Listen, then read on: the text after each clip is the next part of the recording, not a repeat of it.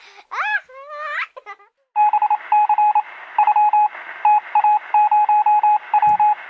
want to begin today's video by saying thank you, Boris. Thank you so much that you're going to put over £1 billion into hospitals and the NHS. Look at all these items. If it's going into the NHS or if I need them in hospital, I'll be okay for checking my blood sugar. I'll be okay for anything to do with digestion. I won't have to order it. I won't have to pay for it. Boris, may I thank you that I'll even be able, and my wife will be able, to get these insulin pen needles absolutely free from the NHS. Boris, I was so worried. Honestly, Boris, I was so worried that you were going to just sell the NHS off to Trump's American companies.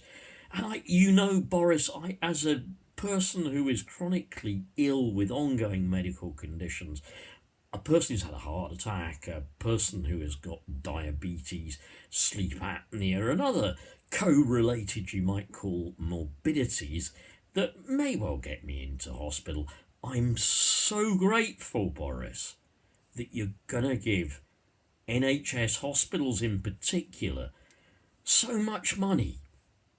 Do you know what, Boris? I had begun to think that you were actually really just softening up the NHS for privatisation.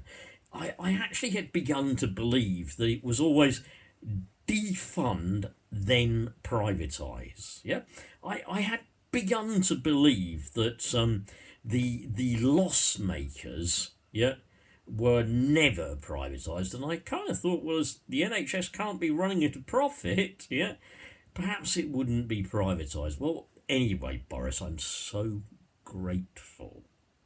Thank you, Boris, for giving back money to the NHS that you'd already starved it of anyway, that you Tories had already cut back. I don't quite remember, Boris, how much the Duke of Westminster is worth, but I'm sure that if we taxed him a little bit more, we could fund the NHS. But Boris, I don't believe you for one moment. Of course I was being sarcastic. Boris, you need to remain as Tory leader. Perhaps you even foresee an election coming. What a good time to promise things to people. Boris, we know this isn't new money. It's money that's from a sort of, current allocation, whereas you kind of take from one allocation to give to bureaucrat, billionaire capitalists on the other side, yeah? So you just take a bit from that allocation then that doesn't go to the NHS or hospitals, and money from another allocation that was supposed to have been paid to hospitals and the NHS, but was held back in another little fund somewhere. You go, I know, I'll make it seem like they can have that money. Boris, it's not enough. Boris, people's appointments to confirm whether or not they have cancer are still being cancelled through lack of staff. Boris, hospitals are becoming unworkable and unsafe and unsanitary through conditions like leaking roofs. That's going to cost a few billion to repair on its own. Boris, hospitals are still being closed.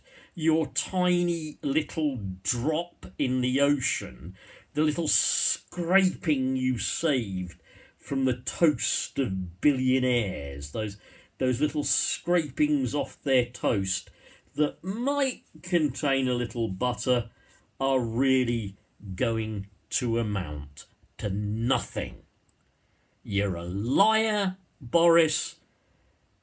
You're trying to con people to get them on your side, to get them to vote Tory. Just like you lied with your bloody great Brexit boss. Just like you lie and make lies about everything. You're a liar and you're trying to spin up something good to actually maybe get you re-elected or get you to hang on to that tiny little majority of one that you've got. Don't believe them, people.